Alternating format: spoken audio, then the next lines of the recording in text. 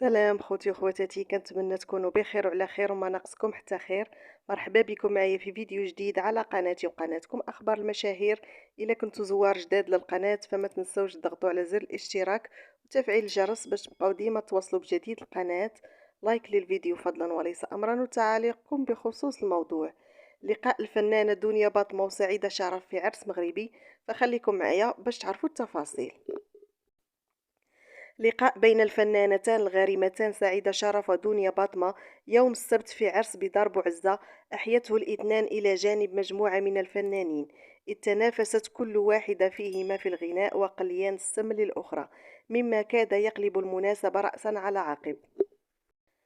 فقد كانت الاثنان على بعد أمتار قليلة فقط من بعضهما، وتسببتا في حرج للفنانين الحاضرين الذين حاولوا أن يصلحوا بينهما دون جدوى، إذ هددت دنيا باطمة بترك العرس والمغادرة، في حين طلبت سعيدة شرف أن تعتذر لها باطمة فقط على ما تسببت لها فيه من إهانة.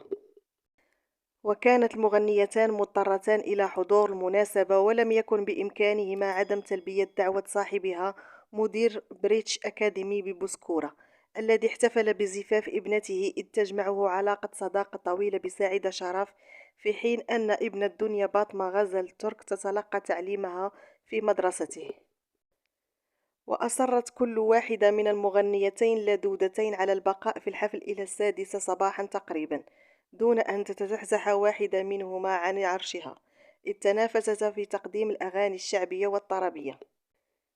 وحضر الحفل الذي كان يشبه مهرجانا غنائيا العديد من الفنانين والإعلاميين، من بينهم كريم تدلاوي وعماد النتيفي ونادية أيوب وإيمان تسونامي وغيرهم. فكما سمعت اخوتي، فكان هذا اول لقاء لدنيا باطمة وسعيدة شرف من بعد المشاكل والمحاكم بسبب حمزة مومبيبي، فكانوا قراب من بعضياتهم ولكن ما كانش لقاء مباشر او تم الصلح بيناتهم. فهنا كنكون وصلنا لنهاية الفيديو، شكرا لكم على المشاهدة، الى اللقاء مع فيديو قادم ان شاء الله.